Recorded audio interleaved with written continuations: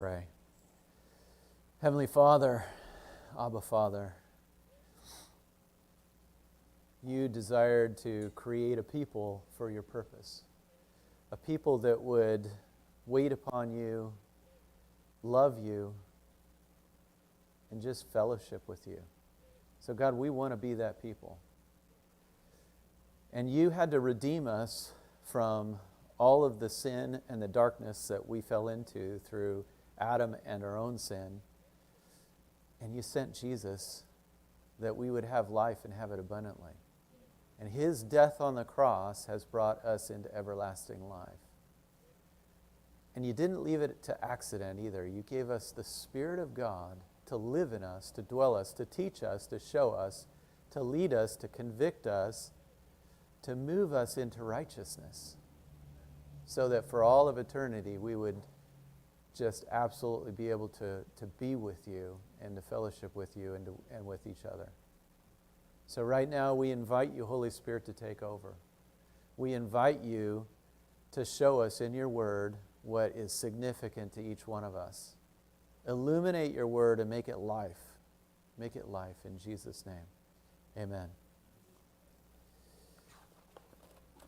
We're working through the Gospel of Matthew, and now we're on chapter 12 and verses 1 through 8. And let's start with verse 1. At that time, Jesus went through the grain fields on the Sabbath. His disciples were hungry, and they began to pluck heads of grain and to eat. And when the Pharisees saw it, they said to him, "Look, your disciples are doing what is not lawful on the Sabbath." He said to them, "Have you not read what David did when he was hungry, and those who were with him?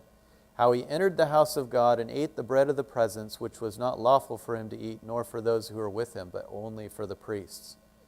Or have you not read in the law how on the Sabbath the priests in the temple profane the Sabbath and are guiltless? I tell you, something greater than the temple is here, and if you had known what this means, I desire mercy and not sacrifice, you would not have condemned the guiltless, for the Son of Man is Lord of the Sabbath." Let's take a look at Mark chapter 2 through 2, starting in verse 23. Luke also mentions it, but there's nothing different per se, so we're going to look at Mark because there's one significant difference. One Sabbath, he was going through the grain fields, and as they made their way, the disciples began to pluck heads of grain. And the Pharisees were saying to him, "Look, why are they doing what is not lawful on the Sabbath?" And he said to them, "Have you never read what David did when he was hungry and in need, he and those who were with him, how he entered the house of God in the time of Abiathar the priest and ate the bread of the presence, which it is not lawful for any but the priests to eat it, and also gave thanks to those who were with him? And he said to them, the Sabbath was made for man, not man for the Sabbath. So the Son of Man is Lord of even the Sabbath." You see, David, he was basically a young man who cared for sheep. And David, he was out there learning how to walk with God. And Saul at that time was king, and Saul had already very quickly abandoned the Lord and was disobedient to the Lord. And Samuel, who had anointed Saul, was sent to him to tell him that the kingdom has been torn from you, and it's been given to somebody who's worthy of it. And then he was sent to the house of David, and he passed over all of the older men that were tall and of great stature and looked like they had the kingly qualities, but waited for David to come from the field, this young man. And he was anointed by Samuel because God saw what was in his heart, not what was in his stature. And so already Saul is concerned because he knows that the time is coming when he's going to be removed from the kingdom of Israel. And Saul is afflicted by a distressing spirit, and they find that David, this young man, has developed this worship, this personal, private worship that is so impactful. They thought maybe it's going to help Saul in his torment. And so they would bring David, and David would come, and he would worship before Samuel, and the distressing spirit would leave. And so a relationship had started at an early age. Now David was sent to the war front, where his brothers were essentially arrayed against the Philistines, and this giant man, Goliath, this champion from his youth, was defying the armies of the living God. And he called for a man, come out here and fight me, and whoever wins will end up ruling over the others, and the others will be subjected to the rulership of the winner. Of course, he knew that was going to be him because he was a giant of a man and he was fierce from his childhood. And David was offended, incensed, outraged that this man was defying the armies of the living God. And so he said, I will fight. Can you imagine this young man who has never fought a battle in his life has persuaded the king, the king of Israel, to allow this young man to step into this battle? Somehow, by virtue of the grace of God, that has been set forth. And they try to put the armor on him, and it doesn't fit him. It's too big. He's a small man compared to this giant Saul, who's been a head taller than everybody that lives in Israel. And so he goes with a sling and a pouch of stones, and he's cursed by this giant Philistine. He's going to essentially die and be eaten by the birds. And David says, I will slay you by the power of the living God. And so it happens that David slings a stone, hits him, and the giant falls, and then David takes his own sword and cuts off his head, and the Philistines are routed. They're slain. So David has already shown himself to be an amazing man of God who not only can worship but also fight. And then he's called into the armies of Israel, and he's leading men. And he's going out to battle with the Philistines, and he raids continually and wins all the time. And they start singing songs about David, songs that describe the fact that he has slain his tens of thousands while Saul has slain his thousands. And so jealousy starts to come upon Saul, and Saul starts to rage against this young man who clearly is a future rival. And so he starts to go after him. Let's go back to Matthew and Mark. Mark notes that the Sabbath was made for man, not man for Sabbath. Where does Jesus get that? Where is that coming from? What is Mark alluding to? To discover that answer, we have to look at creation. So let's look at Genesis. Now, there's so much volume of material that I'm going to skip over portions of this to make this quicker. So in Genesis chapter 1, verse 3, and God said, let there be light, and there was light. And God saw that the light was good, and God separated light from the darkness. God called that light day, and the darkness he called night, and there was evening, and there was morning the first day. And you're going to hear this phrase over and over, and there was evening, and there was morning.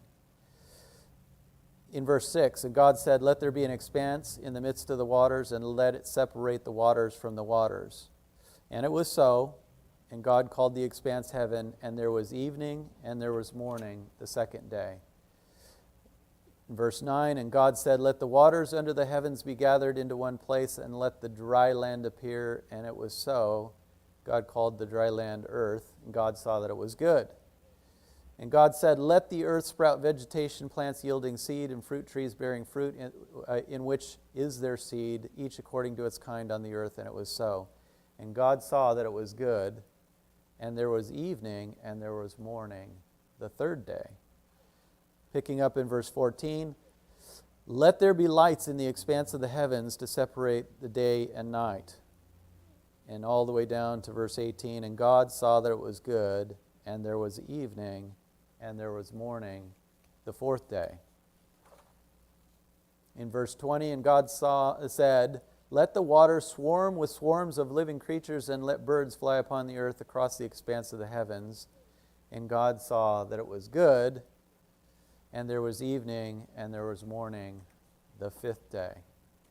Picking up in verse 24, and God said, let the earth bring forth living creatures according to their kinds, livestock and creeping things, and beasts of the earth according to their kinds. And God saw that it was good. Then God said in verse 26, let us make man in our image, after our likeness. Then picking up in verse 27, he says, so God created man in his own image. In the image of God he created him, male and female he created them. And God blessed them. So it was so that mankind was brought forth, and they had dominion over everything. And picking up in verse 31, it says, "And God saw everything that he had made, and behold, it was very good. And there was evening, and there was morning, the sixth day." So all of that to get to this portion in Genesis chapter 2. "Thus the heavens and the earth were finished, and all the host of them. And on the seventh day God finished his work that he had done, and he rested on the seventh day from all his work that he had done." So God blessed the seventh day and made it holy, because on it God rested from all his work that he had done. Now for 6 days, each single significant day in which he created something, he spoke and he created. Things were produced, recognized them as good, and 6 times he said, "And there was evening and there was morning the first day." Now it's interesting that he uses evening and morning, because we typically in the West think of things from morning to morning, but God set it apart from evening to evening. Notice that the phrase, let's see, "Now the seventh day is set apart. It is holy." It's different. It's unique, distinct. God rested. God knows the limitations of man, and so he has to look out for our welfare, and so he created a day for rest. Now, returning to Matthew and Mark, there's 5 things that Jesus points out. First, David and his men, out of necessity, fleeing from the wrath of Saul, who had intended to kill David, they ate the bread of the presence. They ate the showbread, a clear violation of the laws of God. He also pointed out that the priests violate the principles of rest, because every single Sabbath they're at work. So they're literally violating it, and yet there is no consequence for them as they serve the Lord. Third thing that was mentioned is man was not made for the Sabbath, but Sabbath was made for man to get rest. Fourth, Jesus is Lord. He's Lord of the Sabbath. And when the Lord of the Sabbath is present, the people that are with him, they are not subject to the laws of breaking the Sabbath. The men that were with him, they were hungry because they were at work, because Jesus was at work. And the Lord did not correct them, so we have no business correcting them ourselves. And then the fifth thing, I desire mercy, not sacrifice. Mercy is what should be extended to the hungry. And the hungry disciples, or the hungry David and his soldiers, Abiathar the priest fed them with the showbread. See, fasting is not a part of Sabbath rest. Therefore, sacrifice, which what fasting is a sacrifice of our hunger before God. Fasting is not required, but mercy instead is, because God is extending mercy to us. Now I'm going to speed up the whole history of Israel. From Abraham, we have the creation of all this great nation. And there's this great promise, and he is told that he's going to have a child.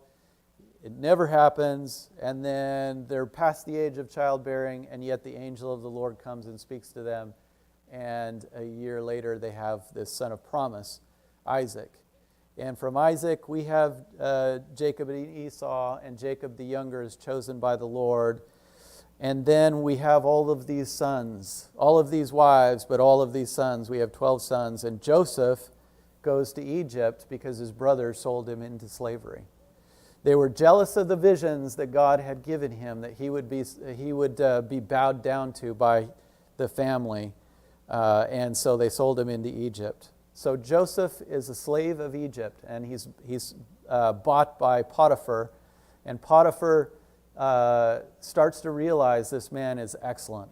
He's outstanding. He's super talented, and everything he touches turns to gold. And so he gives him the entire household, all of his business, worries for nothing.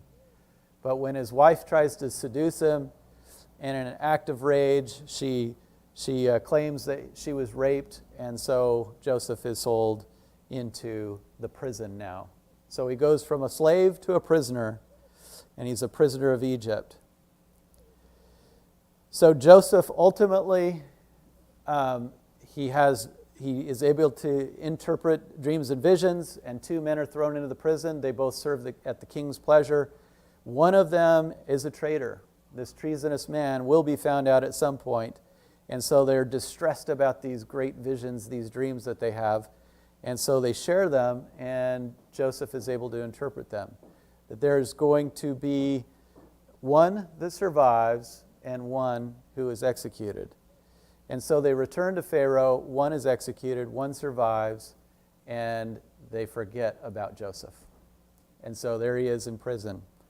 So one day, Pharaoh has this terrible dream about these fat cows and these gaunt cows that eat the fat cows.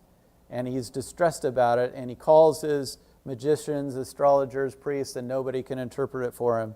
And so then, there's this man named Joseph in the prison that could tell my dream. And it came to pass. And so they bring Joseph forth. He interprets the dream that there's going to be 7 years of plenty. There's going to be a giant abundance of crops that grow. Grain will grow in such plenteous fashion that we have to build storage facilities to contain it all. But there's going to be 7 years that follow that are famine. And ultimately, if we don't store it up, we're going to suffer greatly. And so you need to appoint somebody. And of course, Pharaoh says, who better than you? And so he's appointed. And Joseph runs Egypt for years very successfully. And then one day his brothers, the ones that sold him into slavery, show up. And he recognizes them, knows who they are, and to make a long story short, he forgives them. And he calls them to bring the father and all of the family to live in the land of Goshen and to be provided for, because God used their anger and their rage towards him and the dream and the vision that God had given for him. He used it to bring Joseph to Egypt to ascend to this responsibility, and he ultimately became their salvation. Now we have an eternal principle. 6 days are for creation, 1 day is for rest. We know that when humanity is kicked out of the Garden of Eden for sin, specifically desiring to be like God in the knowledge of good and evil, that 2 conditions were put upon mankind. One is that childbirth now would be attended with suffering. It was not going to be an easy process. And the second, that man, from the work and the sweat of his brow, would toil to achieve anything. So God knew what was coming. He knew that toil and work and labor would be wearying to the soul, to the physical being of mankind. And so he set apart this special day for rest. More than that, God blessed that 7th day. Thus far, we have nothing specific about the 7th day. So we're going to follow the people of Israel. And so Israel, Moses has been sent to Israel because now these Jewish people, Joseph has died, they've forgotten about him, they don't know who he is, and these people have become slaves of Egypt, and they've served for 400 years in hard bondage. And so God calls Moses, who was a son essentially of Egypt, while he was Hebrew, and he was a child, and he was basically born in the time when Pharaoh realized that we cannot contain this plenteous people. They're growing so rapidly that at one point they're going to throw off their bondage and they're going to essentially slaughter us. And so they decided, let's kill off every firstborn son. And so they started this effort of infanticide, and Moses was born in that time, and he was getting too old and getting too noisy. And so he was floated down the river, and there it is that Pharaoh's daughter saw this Hebrew child and had compassion on him and brought him into the household and cared for him as her own son. And so Moses was literally like a prince of Egypt, raised in the house of Pharaoh. And so he had all of the education, all of the privilege, and yet one day, seeing an Egyptian abusing a Hebrew, he fought back, and he ended up slaying the Egyptian. He thought he had gotten away with it, but when the news had spread and Pharaoh was coming after him, Moses fled, and he fled to Midian. And so this man who had this sense of call to go and to deliver the people of Israel out of the bondage now was on the back of a desert for 40 years. He was married, he had children, he had settled down, and he was over that call. And then God shows up in a burning bush. And he looks at the bush, and the bush is not burning up, it's not being consumed. So then he goes, and then God speaks to him and says, I'm sending you to this people. So to make a very, very long story short, Moses and God have conflict with the gods of Egypt. And while they were able to produce some of the miracles that Moses was doing, some of them were their magicians, astrologers, priests were able to reproduce, but there were so many plagues that God brought upon them that eventually they started acknowledging, this one we can't do, this one we can't do, this one we can't do. And Pharaoh, in the hardness of his heart, any time that the flies or the frogs or whatever the plague was, the stinking fish, when it was removed, he would harden his heart again. And so it came down to this final plague, and God said he's going to let go now. And that final plague was that the firstborn of every Egyptian, not Hebrew, would die. And so there was great wailing in Egypt as this plague came forth. And so now they were ready to expel and get rid of these Hebrews that were causing them so much grief. But God promised that they would not leave empty-handed, and so each one, having the Pharaoh of the Egyptians, was handed the wealth of Egypt. They literally gave over their gold and their silver, their precious jewels. Everything that they had was of value, they handed over to the Israelites. And so now they wandered into the desert, and they're heading out there with this great work of deliverance that God has allowed them now to be free from the people of Egypt. And so off they go. And they run into this Red Sea, and now they see the bearing down of the army of Egypt. Now these are not trained soldiers. They have no capacity to defend themselves, and they're desperate knowing that they're about to be slaughtered. But God says, don't worry, I've got this covered. And he has Moses part the sea. And the sea literally opens up, and the ground is dry, and they literally walk on the seabed across the channel. And as they see the Pharaoh's army bearing down on them into this channel on the dry ground, suddenly the waters close up over them, and the entire army is consumed, Pharaoh along with it. And so their great deliverance has now been achieved, and they are truly a free people wandering about the wilderness. Now, what is the purpose of the wilderness? Well, a big part of it is to teach them obedience to the living God. And so everything that they have, they need to get from God, because there's just too many of them. There's literally 1 million or more people. And so they need water, and they don't have enough water. And so God provides water out of the rock. And over, God provides water for them, no matter where they go. They need food. They have food flown in, meat to consume, and eventually so much that they can't handle it anymore. And then he provides manna from heaven on a daily basis. They could literally go pick it up and provide for themselves. And on the day before the seventh day, they were supposed to gather a double amount, because on the seventh day there would be none. And a few people went out to try to collect on the seventh day, and what they found was rotting and covered in worms. And so they recognized that God provides a double portion the day before, because there's enough for the day of rest.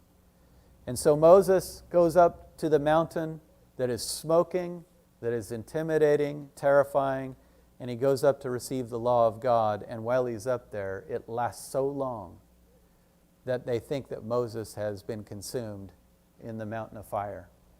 And so they go to Aaron and they say, this Moses has abandoned us, and we need gods to provide for us, because we're not going to survive without gods. And so Aaron gathers up all the gold, the earrings, and makes this golden calf, and they start worshiping, and they're frantic, and they're rejoicing over this new God that's going to save them. And Moses is sent back down because God hears the noise of war, but it's not war in the camp. And so Moses goes down with the 2 tablets with the commandments of God written by the finger of God. And as he comes down the mountain, he sees what's happening, and he throws down the stone tablets and they shatter. And he goes and he forces the Israelites to consume the golden calf that they had worshipped. He grinds it to powder, puts it in water, makes them drink it, and he disciplines them. So Moses has to go back up the mountain with new stone tablets, receive the commandments again, and then he comes and brings those tablets to teach them what the commandments of God. The first commandment, you shall have no other gods before me. The second, you shall not make for yourself a carved image, for I, the Lord, your God, am a jealous God. The third, you shall not take the name of the Lord your God in vain. The fourth, remember the Sabbath day to keep it holy. The fifth, honor your father and mother, that your days may be long in the land the Lord your God is giving you. The sixth, you shall not murder. The seventh, you shall not commit adultery. The eighth, you shall not steal. The ninth, you shall not bear false witness against your neighbor. And the 10th, you shall not covet anything that is your neighbor's. Taking a closer look at Exodus 20, verses 8 through 11, the fourth commandment, remember the Sabbath day to keep it holy. 6 days you shall labor and do all your work, but the seventh day is the Sabbath to the Lord your God. On it you shall not do any work, you or your son or your daughter, your male servant or your female servant, or your livestock, or the sojourner who is within your gates. For in 6 days the Lord made heaven and earth, the sea and all that is in them, and rested on the seventh day. Therefore the Lord blessed the seventh day and made it holy. Holy is to be set apart. That day has been made very, very distinct. The word blessed comes from the word barak, and the Hebrew verb barak means to kneel. And there's a moment in Genesis 24:11 where he made camels to kneel down outside the city by the well of water at the time of evening when the women come out to draw water.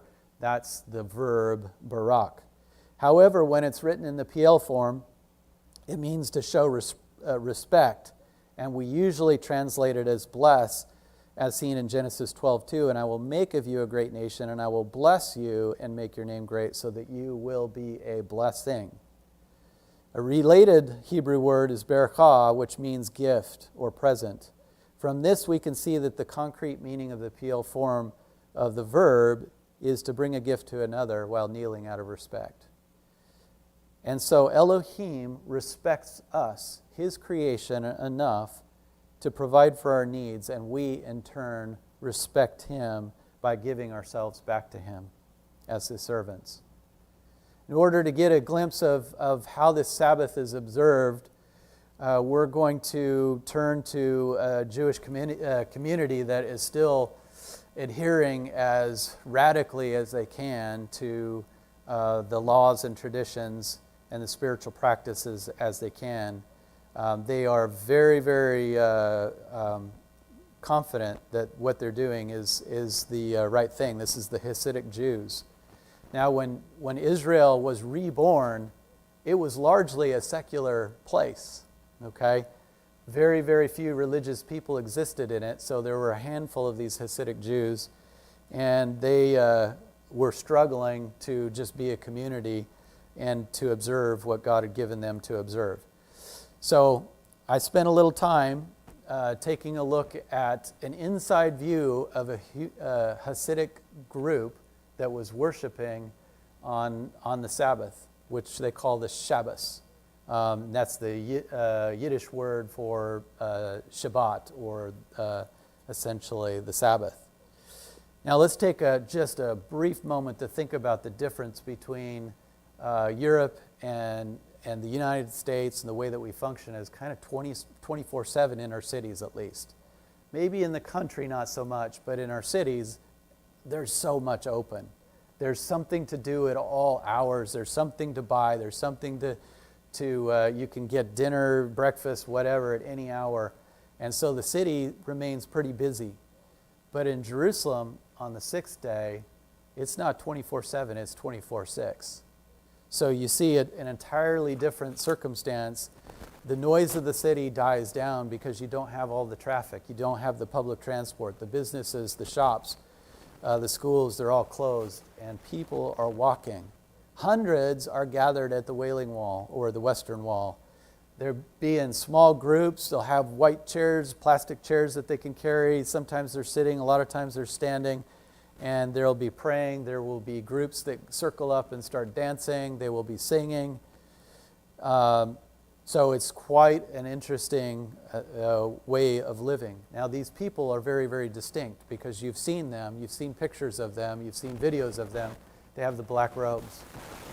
And they have some kind of a head covering. The younger boys will have a hat with a rim on it. The men sometimes will have a small kind of beanie-like hat on. But in the formal sense, they have this big, giant, crazy-looking tufted hat that I can't imagine putting on my head. It would just be so. But for them, in their culture, it's just an amazing tradition, and it's a real honor to wear that. So very, very distinct people, are they not? Well, they consider the Shabbos so vital to their ongoing relationship with God, and they can't imagine not having Shabbos. And one of the people that allowed this man to come and film, Shalomi, he's so committed to this Shabbos weekly experience that he travels to Syria. That's his business, but he always makes it back.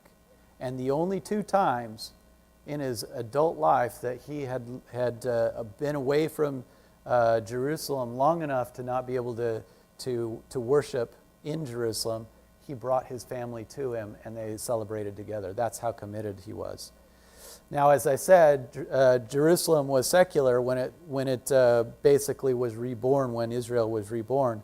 So one man, he refused to work on Saturday. And so every Saturday he got fired. Every single Sunday he was looking for another job. And he would get another job, and on Saturday he would get fired.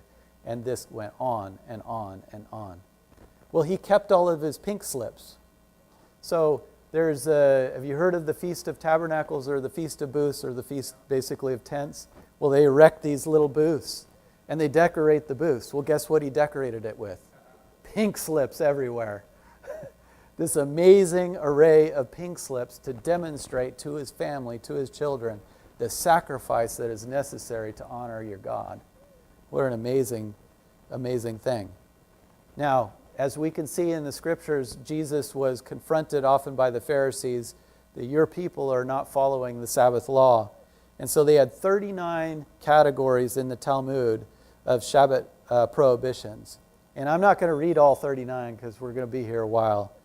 But building, burning, carrying, chain stitching, combing, cooking, demolishing, the list is extensive, right? And the list was in the Talmud, so it's not exactly super modern. So they have to basically interpret it in light of modern times. So that means not turning on the light switch or turning off the light switch. It means putting away our technology. We can't use that technology. We can't use our phones. We can't use our computers. We have to shut down our work life. And is this viewed as restrictive to them? Well, maybe to the secular Jews, but not so much to the Hasidic Jews or the Messianic Jews. They actually enjoy the disconnect. And when the children are asked, do they like Shabbos? And they love it. They absolutely love it. Why do you love it? Because I don't have to go to school. I get to play with my family. I get to have a great time. Adults are happy to unwind, to disconnect. There's no technology, no errands, no tasks that they have to do. They're just there with their family, and they're having a time to unwind. So what does it look like? Well, this family brought in more families, and so there were several families, lots of children. And all of the lights of the house that needed to be on were turned on because they couldn't be turned off, and this was starting from basically Friday evening until Saturday evening. And the meal was prepared before Shabbos, and it was an elaborate meal. So they had all of the bread, all of the things were baked and ready to go, and it was a matter of timing. And so when the time for the lighting of the candles was to happen, the lady of the family would light the candles. And so each family had their own candles with them, and then they would light them. And the lady, as she would do that, would put her hands in front of her eyes, cover her face, and have a moment of meditation for the gratefulness that she is to God for all that's been provided. And so the candles are lit, one for herself, one if she happens to be married, and one for each child. So if you have 3 children, that's 5 candles. If you have 17 children, that's 19 candles. That's a lot of candles. So these candles, for the Hasidic Jews, are left burning until they burn out. But for the Messianic Jews, they actually have a separate ceremony to close those out. Men leave for a portion of time, and they go and gather in a location and pray. And they spend time praying and worshiping, and then they come back. And when the men return, they sing a song to invite the angels into the household. And then they sing a song praising their wives and declaring their commitment, one wife for one man for life. It's quite a thing. Then they stand up and they start laying hands on their family members. So the father lays his hands on his wife and he prays a blessing. And then he lays his hands on his children, one by one. Each one of them gets a distinct blessing. First the sons, then the daughters, and each one of them has that moment where they're focused on and they receive a blessing. Then they sing a blessing. And then they pray a blessing over the wine. Baruch atah Adonai Eloheinu melech ha'olam bari pari hagafen. Blessed are you, Lord our God, King of the universe, who creates the fruit of the vine. Then the challah, the bread, has been covered over. And they go and they do a ceremonial hand washing. And we notice that that's in the New Testament. You guys are very careful about washing of cups and washing of hands, but you're neglecting the weightier things of the law. I remember Jesus saying that. But they look at the ceremonial washing as washing away the weak, washing away the work, and literally preparing their hands for the spiritual work. And so the challah is blessed. Baruch atah Adonai Eloheinu melech ha'olam hamotzi lechem min ha'aretz.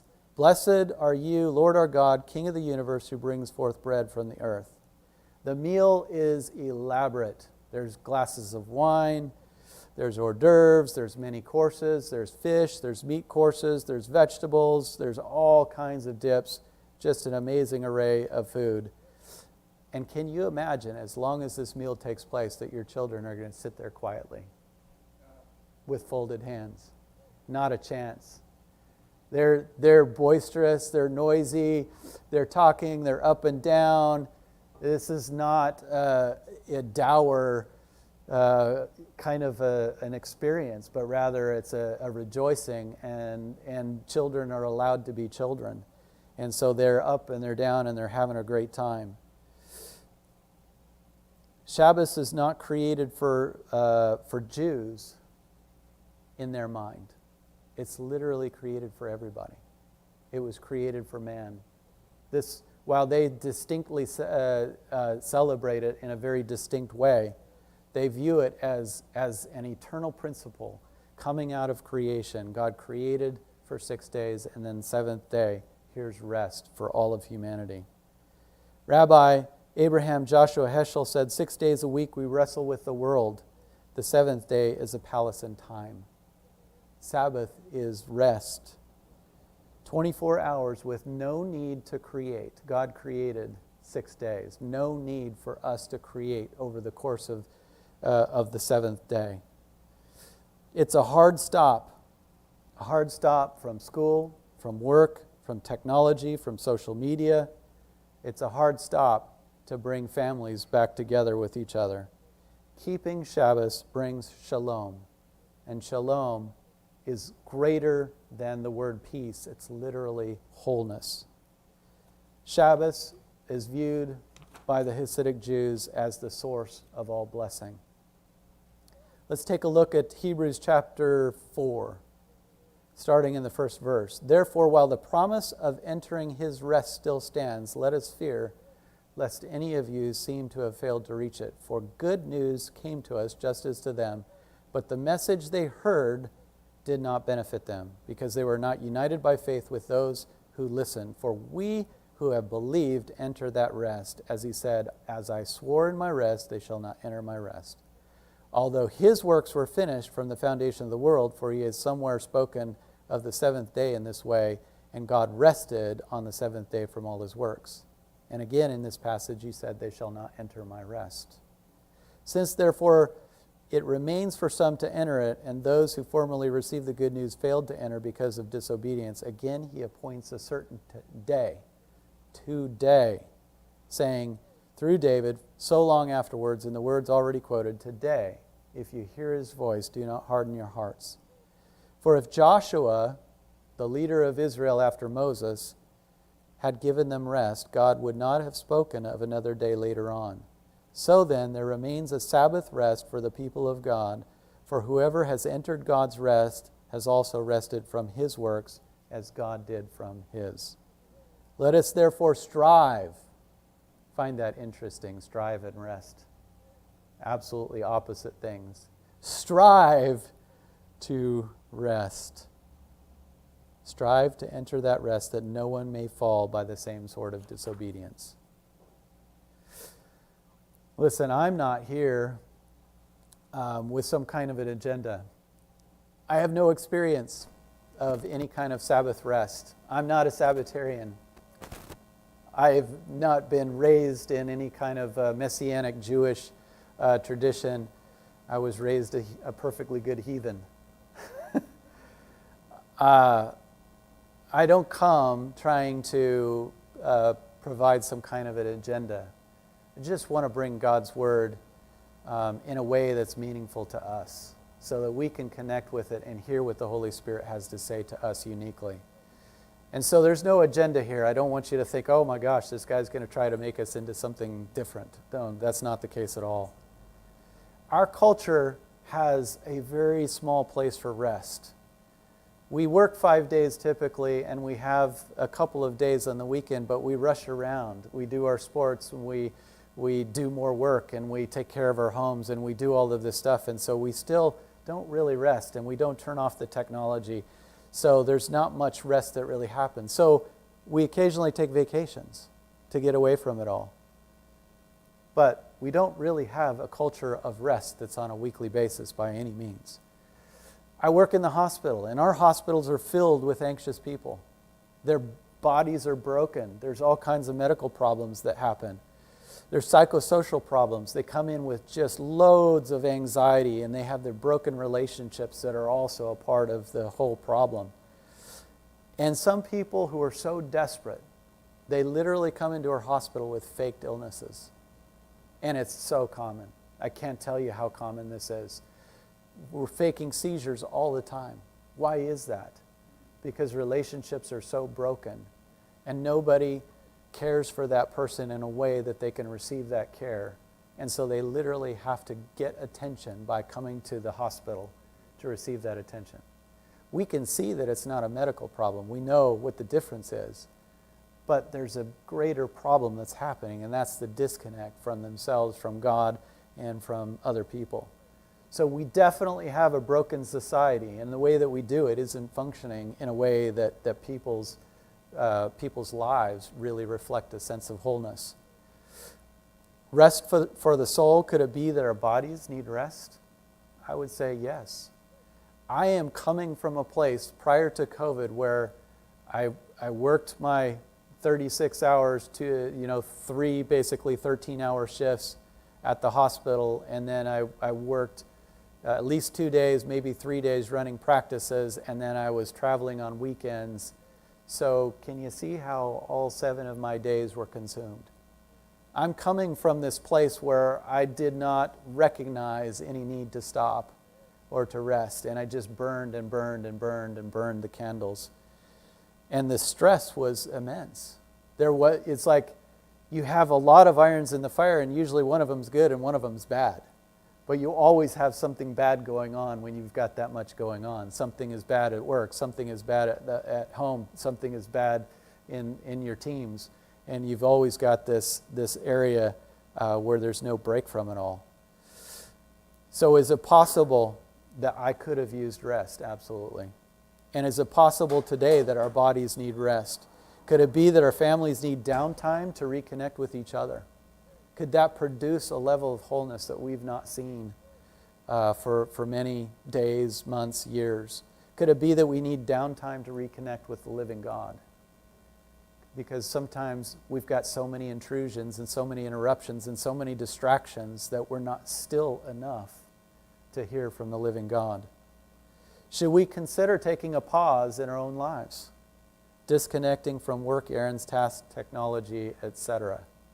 I think it would be helpful to each of us to mark a point where we're going to take a break and we're going to shut it all down and we're going to let God fill us back up. I believe the Holy Spirit is saying, yes, we need to take a rest. I'm not making this into anything more than that. I am allowing you to walk it out with the Lord in the way that He wants to do that with you. But I believe He's saying, yes, I have a rest for you. I have a rest for your weary souls. I have a rest that's going to fill you with such life that you can come back to your everyday tasks with so much more energy, creativity, and strength than you ever imagined. One of my sons, Caleb, decided that he was going to start taking a Sabbath rest, and he would take these breaks. He's announced, this is my Sabbath, and he would Sabbath on that particular day. It was a random day of the week that fit into his schedule. And one thing that I will notice is that young man is more productive than anybody that I know. He works harder. And when it came to a job that he was doing and writing articles, he was literally doubling the amount of production that his co-workers were doing on his first day on the job. They were like, you got to slow down. He's like, why? So is it possible that out of rest, God could ignite us to be more productive and more effective in our lives in the things that we have to do? And I would say yes. I've seen it happen through a family member. I believe that the Lord is saying, invite me to your home. I want to be with you. I want to be with you in the mundane tasks. I want to be with you in the small things. I want to help you overcome the obstacles that you face. But I also believe that He's saying, invite me into your home. Take the time to invite me into your home. I believe that He's going to pour out His presence. He's going to pour out His glory in ways that we've never dreamed possible. If we take that time, we shut it all down, and we let Him come in the way that He wants to come in. I believe that this is an hour. This is an hour, this is a day when we're right on the edge of the greatest revival that this world has ever known. And do you think we might need His glory and His presence to do all of the work? Because the workers are few. And we all here are workers. We're ready to lay our hands at the tasks, but we also need the grace, the strength, the power to achieve it, right? So I believe that we are on the precipice of it, and we need right away to jump into this rest so that we can come out productive as this kingdom breaks open, wide open in the United States, in Tulsa, Broken Arrow, Owasso, Bixby, Jenks, all over this greater Tulsa area. It's going to be amazing and wonderful. Let's take a moment for communion. So if Pastor Andrew, anybody that's available, can bring forth the elements. Jesus' body was broken for us on the cross. It was broken. He was wounded. He was beaten. He was whipped. His beard was plucked. His body was absolutely shattered. And His stripes have become our source of healing. His broken body is our place of healing. But we don't come to this table of the Lord without a sense of acknowledgement that, that sacrifice is so absolutely massive. I mean, he laid down his life for us. And so we take a moment, just to pause right now, to let the Lord speak to us. Is there anything in us that he wants to deal with right now? So just take a moment to meditate and let the living God speak to us so that we can confess anything that we need to confess.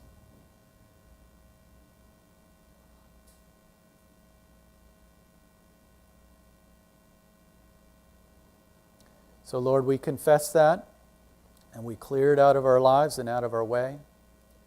And we receive your broken body, broken for us, for healing to our bodies.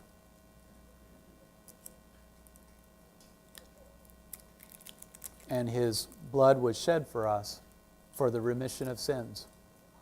And now we're receiving his life in us, his blood that washes and cleanses us of all unrighteousness.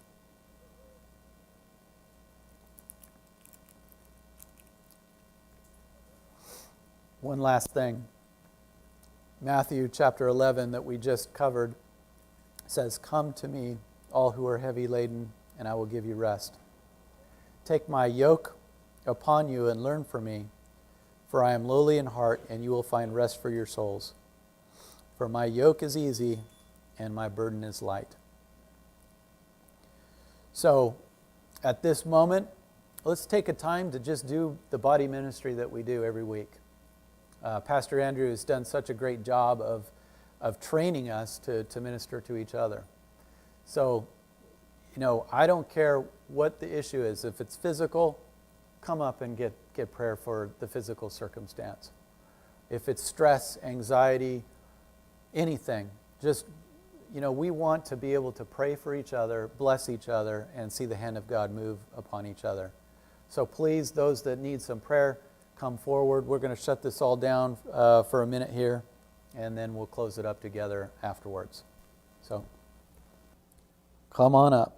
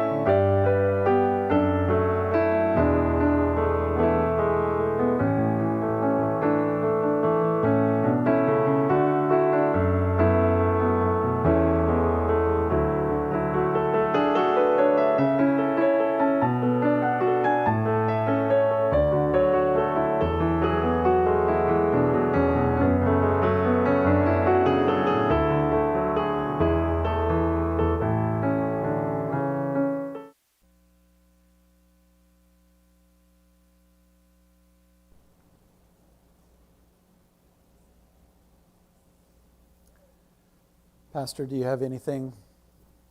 Ron, do you have anything from the Lord? Okay. All right. The Lord bless you and keep you. The Lord make his face shine upon you and be gracious to you. The Lord lift up his countenance upon you and give you peace.